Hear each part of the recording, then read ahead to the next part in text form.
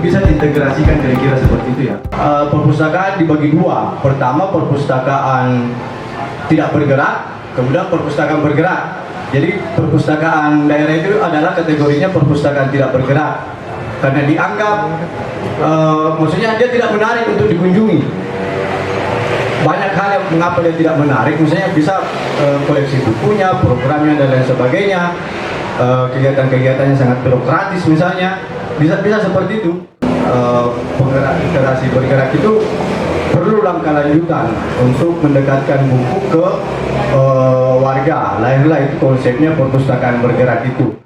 Menurut saya apa yang perlu dilakukan oleh Dinas Perpustakaan tadi itu dengan kegiatan-kegiatan yang sudah disebutkan, misalnya Kepala Perpus ya, Perpustakaan Palembang dan lain sebagainya, mengaktifkan taman bacaan di Musafir itu perlu memang satu survei melakukan pendataan, misalnya sebagai respon juga terhadap UNESCO itu yang menempatkan Indonesia di posisi keberapa itu.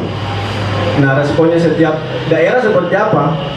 Apakah misalnya di Pangkep ini melek bacaannya memang serendah itu misalnya? Untuk menjawab, kan survei harus dibalas dengan survei juga. Saya agak sedikit di bawah daripada itu, karena kebetulan saya memang lahir dari bawah, dalam artian beberapa tahun saya hidup di Pangkep ini selalu berhubungan dengan gerakan literasi seperti itu. Jadi saya pertama kali memulai gerakan literasi itu di organisasi kemahasiswaan, yaitu Pergerakan Mahasiswa Islam Indonesia, di mana itu juga yang mengantar saya menjadi suka baca buku. Ini mungkin sedikit curhat, tetapi mungkin bisa jadi inspirasi yang bisa dijadikan mungkin program dalam bentuk lain nantinya ke generasi-generasi kita. Jadi di PMI itu ada namanya pesantren suluk, di situ 10 hari, dan itu kebetulan diadakannya Ramadan. Kita 10 hari itu dilempar di hutan, perkebunannya senior, yang di situ tidak ada apa-apa selain buku. 10 hari Ramadan itu kita hanya berhenti membaca buku ketika sholat, sahur, dan buka. Selebihnya adalah membaca buku. Tidak ada waktu untuk mandi karena memang tempatnya didesain untuk tidak ada WC. Ada WC hanya untuk BAB. Seperti itu.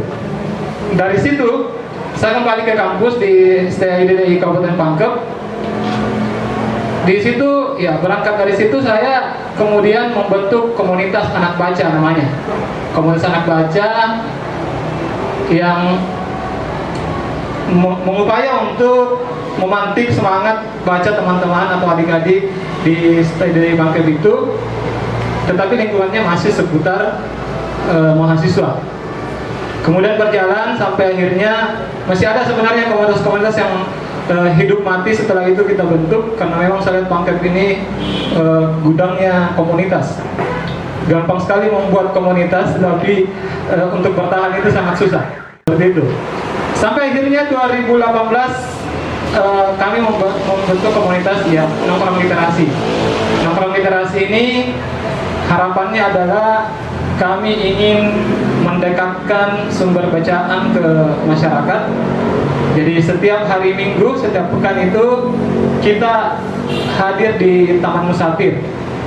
Di Taman Musafir membawa puluhan sampai ratusan buku untuk disuguhkan kepada orang-orang yang lagi nongkrong di Taman Musafir itu untuk membaca. Dan alhamdulillah 2-3 orang ada yang mampir seperti itu. Terkait tentang literasi ini, saya buka-buka tadi, hanya saya tertantang, saya buka-buka, ternyata di literasi ini bisa menjadi pusat informasi. Jadi Pak Rahman waktu itu menjabat, alhamdulillah kami berjuang 3 tahun untuk membentuk Pustalogi ya Pak Kadis. Jadi 3 tahun itu kami, bayangkan kami di OPD ini, saya dan teman-teman menggunakan dana pribadi karena tidak ada garap. Tapi alhamdulillah Pak Bupati sekarang merespon dan membuatkan SK, itu sudah terbit. Nah, cuma memang share kepada teman-teman di utamanya perpustakaan, betul yang dikatakan tadi Kadaus ini Pak, bahwa memang untuk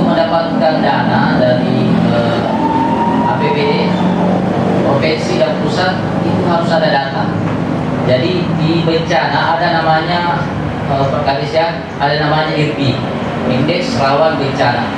Nah, di Indeks Rawan Bencana ini data di situ adalah ada masalah, pokok masalah, dan penyelesaian. Di situ ada data kita.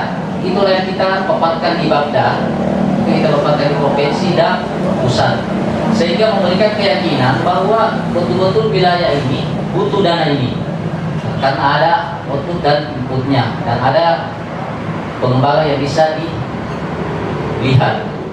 Saya berpikir begini, ini jadi pusat informasi. Kenapa kita tidak buat kebijakan? Apakah itu Perda atau Pergub, Pak Kadis, Pak Sekretaris? Sehingga kita punya acuan untuk menganggarkan. Tetapi ketika tadi kembali harus ada data yang real. Nah, ini jadi kenapa kita tidak kombinkan dengan perpustakaan dengan bencana? Di bencana ada namanya Pusdalop, Pusat Data dan Informasi. Dan kami kira dengan lintas sektor ini bisa mempermudah bagaimana kita memfasilitasi teman-teman penggiat ini dari segi anggaran. Perbincangan tadi saya belum melihat bahwa ada satu visi misi dari Dinas Perpustakaan dan Arsipan.